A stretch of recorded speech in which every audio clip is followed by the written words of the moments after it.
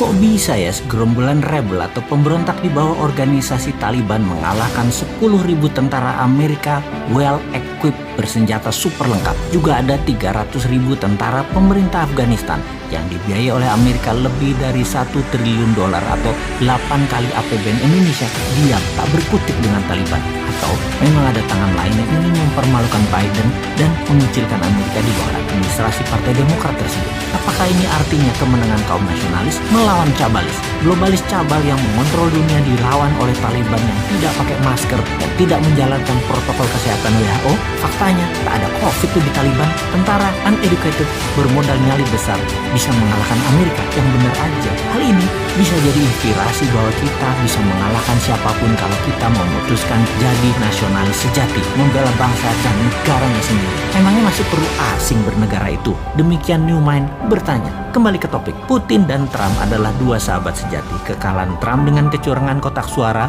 ala pakai kardus digembok versi modern lah, membuat kaum nasionalis dunia main shadow, tidak muncul di permukaan lagi. Kalah di Afghanistan, administrasi Biden tercoreng habis. Mereka kenyataannya di dalam negeri sedang ribut masalah Kamala Harris. Lalu sekarang Demokrat ditampar dengan hengkangnya Amerika ke birit-birit lari dari kampung. Bukti lagi, mereka tidak bisa mempertahankan aset minyak Afghanistan yang besar karena lemahnya Biden. Kita agaknya harus mengajari kaum old mind bernegara internasional yang memang tidak terlalu jago dan selalu salah di mata internasional karena memang jarang berkunjung ke negeri tetangga atau negeri sekutu lainnya. Memang selama 7 tahun ini diplomasi luar negeri agak lemah.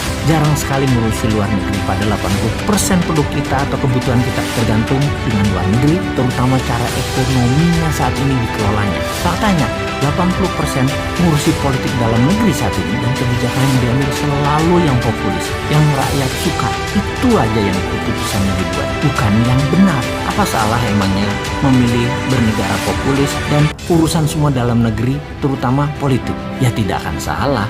Mana ada sih salah benar dalam politik? Yang ada hanya fakta, data, dan angka. Apakah ada makanan di piring rakyat? Apakah kesehatan rakyat membaik? Apakah masyarakat bahagia penuh tawa? Kita kembali ke luar negeri, apa yang negara besar lakukan dan apa yang Indonesia tidak lakukan selama ini karena tidak terlalu paham. Taliban menang, Presiden Ashraf Ghani kabur, Amerika dibully. Minggu sebelumnya Amerika mengadakan pertemuan yang alot dengan negosiator Taliban di Doha, menyertakan negara regional, Rusia dan Tiongkok. Amerika memberikan ancaman kepada Taliban akan diperlakukan Taliban sebagai nantinya negara pariah atau pariah state bila ambil kekuasaan dengan paksa. Pemerintah Afghanistan, Ashraf Ghani, menawarkan sharing of power sebagai imbalan gencatan senjata pada Taliban. Tapi ini ibarat menawarkan remis. Taliban tahu Amerika dan Ashraf Ghani sudah kalah posisi. Taliban mempercepat proses takeover. Urban area dan ibu kota Kabul dikuasai. Pentagon kirim 3.000 pasukan evakuasi.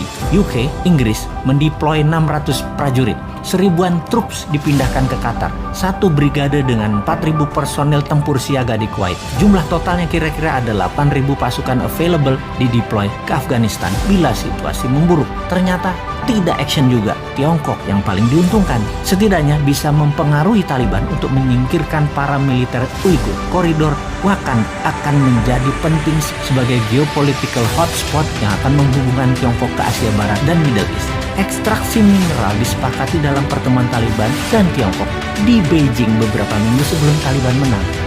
Dikira Tiongkok nggak main ya di sana. Ini faktanya. Sekali lagi, ingat nikel, ingat Tiongkok kan? Yaitu ekstraksi mineral Afghanistan untuk Tiongkok terlihat baik membantu, tapi aset Afghanistan disedot. Ternyata kekuatan Amerika tidak berguna karena Taliban membiarkan Al-Qaeda dan ISIS berkembang di Afghanistan. Sebagai catatan, dalam 5 tahun ini Al-Qaeda dan ISIS link group menjalar ke Asia Timur dan Utara.